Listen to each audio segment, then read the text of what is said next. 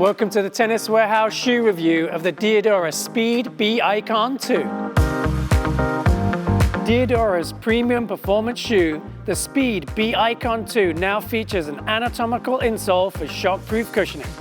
Underfoot comfort is further improved by the plush-feeling ride of Superfoam midsoles. Supportive uppers hug the feet for confident on-court movement. An outer hook on the lateral side of the shoe is connected to the lace system, which helps to lock in the heels and boost support on aggressive lateral cuts. The shoes feature Duratec 5000 outsoles and a modified herringbone pattern for optimal traction and durability. I have narrow feet and sometimes it's tough for me to get that locked-in feel in a shoe, but I really enjoyed these Speed B Icon 2s. They just hug my feet super well, felt very confident moving in them. My heels were nice and locked in. It's got a nice snug fit through the heel of the shoe, so I felt very confident on my lateral moves when I was defending. That's when I really want to rely on a shoe, and this shoe was there for me then. And then when I transitioned back onto my toes and got on the offense, shoe felt super fast, and again, a nice supportive fit. Good cushioning throughout, felt very fast at the net, was reacting quickly with these shoes on my feet.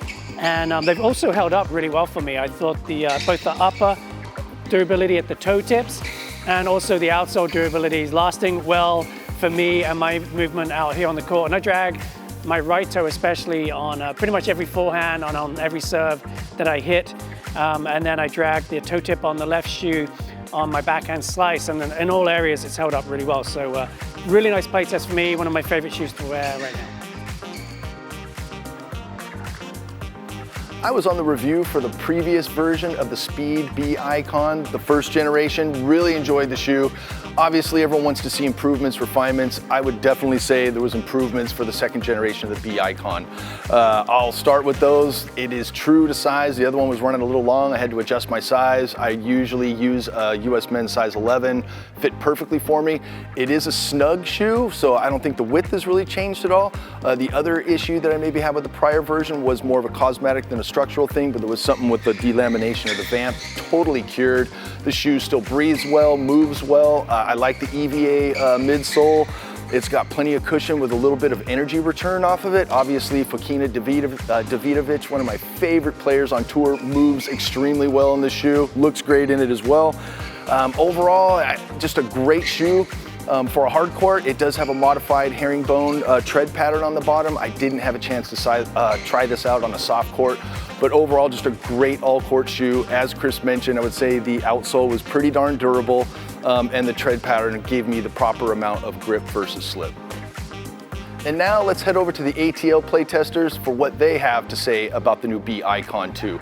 Howard, what are your thoughts? Thanks, Mark. I was super excited about trying out the B Icon 2s. I wasn't able to try out the original version, the B Icon, but I did hear a lot of great things from coworkers and other players that have played with the B Icons. So super excited.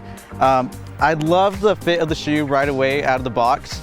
It molded around my feet really well. I was a bit concerned about it opening up a little bit too much after a couple hours of play. But after testing it for weeks, it's held up its shape pretty well for me.